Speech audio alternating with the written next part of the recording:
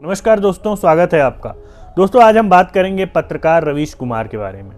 पत्रकार कहें या पूर्व पत्रकार कहें या डिजिटल पत्रकार कहें, खैर अभी पूर्व हो चुके हैं और डिजिटल पे उनका अवतार हो चुका है, लेकिन फिलहाल उन्होंने अभी कोई वीडियो औपचारिक रूप से बनाना शुरू नहीं किया है। दोस्तों, रवीश कुमार इस वक्त कई यूट्यूब पत्रकारों को, नामी पत्रकारों को इंटरव्यू दे रहे हैं, जिसमें अजीत अंजुम, करण थापर और भी कई ऐसे होंगे जो लाइन में होंगे और उनका इंटरव्यू आने वाले दिनों में हमें देखने को मिलेगा। लेकिन आखिर रवीश कुमार वो कौन सी बात है, वो कौन सी जिद है या वो कौन सा खुन्नस है जो बार बार इस सरकार के प्रति बताना चाहते हैं, और वो इसे बता भी रहे हैं कि किस तरह से सरकार ने, या यूं कहें कि नरेंद्र मोदी ने उन्हें बेरोजगार कर दिया। जब वे अजीत अंजुम को इंटरव्यू दे रहे थे तो उन्होंने कहा कि मैं भारत माता से पूछूंगा कि क्या तुम्हारी गोद में अपने एक बच्चे के लिए जगह नहीं है।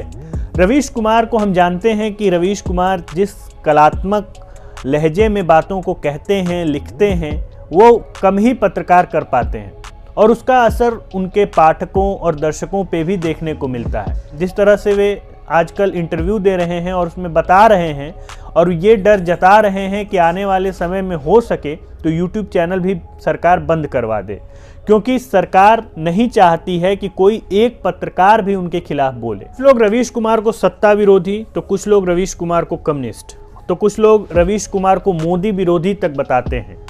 दरअसल बात यह है कि अगर हमें इसके पीछे की कहानी जाननी है तो वो तो रवीश ही बता सकते हैं कि इसके पीछे की क्या असल कहानी है।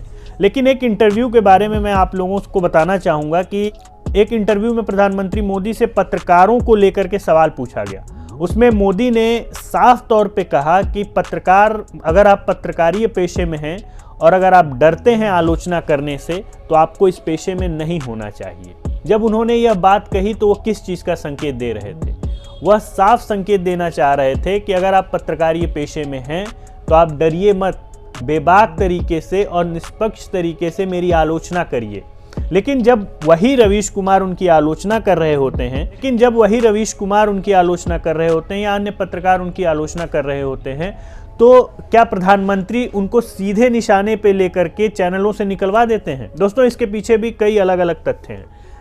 कुछ लोग कहते हैं कि रवीश कुमार ने अपनी पॉपुलैरिटी को भुनाने के लिए चैनल खुद ही छोड़ दिया, जबकि उनको रिजाइन देने के लिए नहीं कहा गया था। वहीं कुछ लोग कहते हैं कि चैनल ही रवीश कुमार की वजह से खरीदा गया ताकि रवीश कुमार को वहां से निकाला जा सके।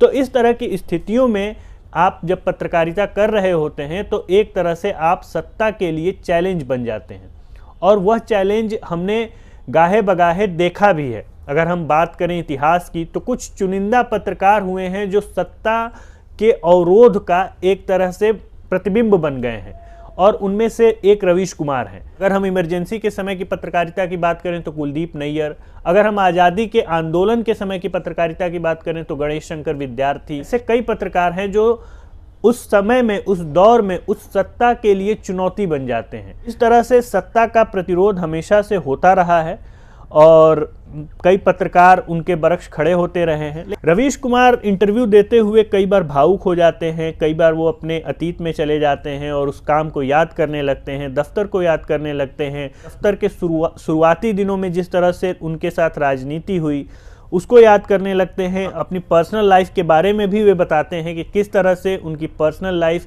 इस तरह के माहौल से इफ़ेक्ट होती है। रवीश कुमार आने वाले समय में क्या करेंगे या क्या करने की सोच रहे हैं, यह तो अभी समय बताएगा। लेकिन जो अभी मौजूदा स्थिति दिख रही है उसमें ये साफ है कि रवीश कुमार यूट्यूब पे ही अपना वीडियो बनाएंगे। वो साफ कह भी रहे हैं कि अब प्राइम टाइम जैसा वीडियो बन पाए शायद ये मुश्किल है, क्योंकि उतना रिसोर्स उनके पास उपलब्ध नहीं है। जहां वो एक तरफ सरकार को आड़े हाथ ले रहे हैं, वहीं वो गौतम अडानी को भी आड़े हाथ ले रहे हैं। उनका साफ कहना है कि गौतम अडानी की वजह से ही ये स्थितियाँ पनपी।